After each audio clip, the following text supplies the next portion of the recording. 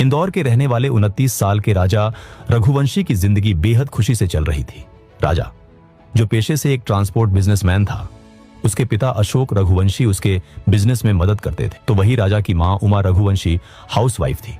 राजा के और 3 भाई बहन थे, जहां सचिन रघुवंशी और विपिन रघुवंशी 2 भाई राजा के साथ ट्रांसपोर्ट बिजनेस संभाल रहे थे।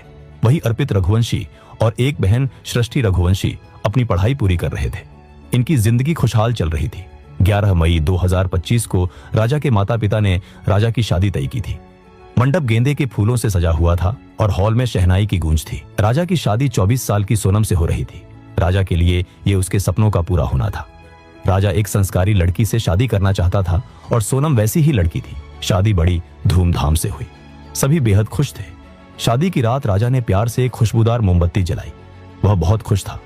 उसने सोनम की तरफ देखा और कहा, तो करें नई जिंदगी का आगाज। सोनम आईने के सामने बैठी थी। वो धीरे धीरे अपने झुमके उतार रही थी। उसने बिना राजा की तरफ देखे बेहद ठंडे लहजे में कहा, आज नहीं, मैं बहुत थक गई हूं। राजा ने भी मुस्कुराकर बात टाल दी, कोई बात नहीं, पूरी जिंदगी पड़ी है अभी। अगले कुछ दिन तक राजा पूरे रोमांटिक मूड में था। कभी वो सोनम के साथ मूवी जाने का प्लान बनाता, तो कभी आइसक्रीम खाने का, लेकिन सोनम हमेशा बचने की कोशिश करती थी। सोनम के पास हमेशा एक ही बहाना होता था कि मैं थक गई हूं, सिर दर्द है, कल देखते हैं। जब भी राजा उसके करीब जाने की कोशिश करता, सोनम उसे रोक देती। एक रात बहुत देर हो चुकी थी। राजा छत पर ऐसे ही टहलने गया तो उसने देखा कि सोनम छुपकर किसी से फोन पर बात कर रही है। राजा अचानक वहां पहुंच गया और सोनम से कहा कि यार, छत पर इतनी रात को क्या कर रही हो बेबी? सोनम घबरा गई, हड़बड़ाते हुए बोली, कुछ नहीं, मैं बस मां से बात कर रही थी। राजा को सोनम का बिहेवियर काफी अजीब लगा।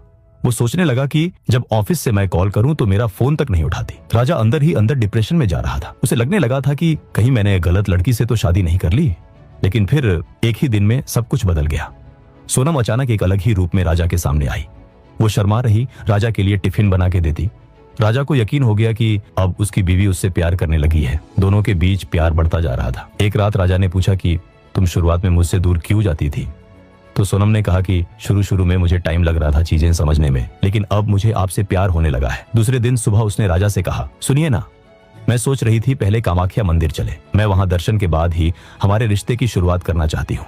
राजा, जो इतने दिनों से प्यार के लिए तरस रहा था, एक पल में पिघल गया। उसने खुशी से कहा, मुझे तो पहले से ही पता था कि आप कितने संस्कारी हो, चलो चलते हैं। और आगे राजा ने कहा, वहीं नॉर्थ ईस्ट में हमारा हनीमून भी कर लेंगे। सोनम शादी के बाद के रीति रिवाजों के लिए अपने मायके गई। वहां से उसने गुवाहाटी और मेघालय की सारी बुकिंग्स कर ली। उसने अपना बैग भी वहीं से पैक कर लिया। 20 मई 2025 को सोनम अपना सामान लेकर अपने ससुराल आई। 21 मई की शाम गुवाहाटी के कामाख्या मंदिर में दर्शन करने के बाद वे 100 किलोमीटर दूर शिलोंग पहुंचे। दोनों